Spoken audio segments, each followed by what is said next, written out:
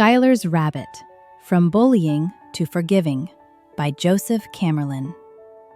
Skylar slept peacefully, but that was about to end soon. "Skylar," her mother called. "It's time to get up for school." Slowly, she sat up with a stretch and a big yawn. At breakfast, Mother asked, "Why do you look so sad?" "I'm fine, Mom. Really," Skylar replied softly. As she stepped onto the school bus, her sadness turned into fear. On the bus, she sat all alone. None of the other children wanted to sit beside her. In class, the boy sitting behind her teased and pulled her hair. That made her very sad. During recess, she stood by herself on the playground, watching the other children play and laugh. How she wished she had a friend to play with. On the ride home, the other children pointed and made fun of her. All she could do was look out the window and cry. When she returned home, her mother asked, "How was your day?"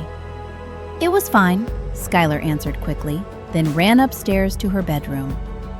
In her room, she wondered why the other children treated her that way.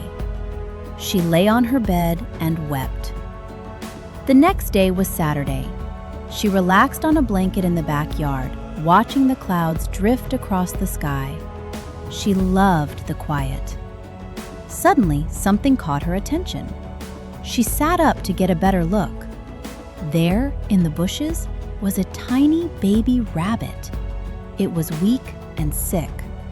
Skylar's heart filled with concern for the rabbit. She found a cardboard box and lined it with strips of paper. Then she gently lifted the baby rabbit and placed it inside. She cared for the rabbit every day and feeding it and keeping it warm. Slowly, the rabbit grew healthier and stronger. Back at school, the teacher gave out homework, a show and tell assignment for the entire class. On the day of show and tell, one boy shared his baseball card collection. A girl brought in the dolls she had been collecting for years. Then it was Skylar's turn. She carried a cardboard box to the front of the room. The children whispered and wondered what might be inside. Skylar opened the box and carefully lifted out her little rabbit. The class gasped in surprise.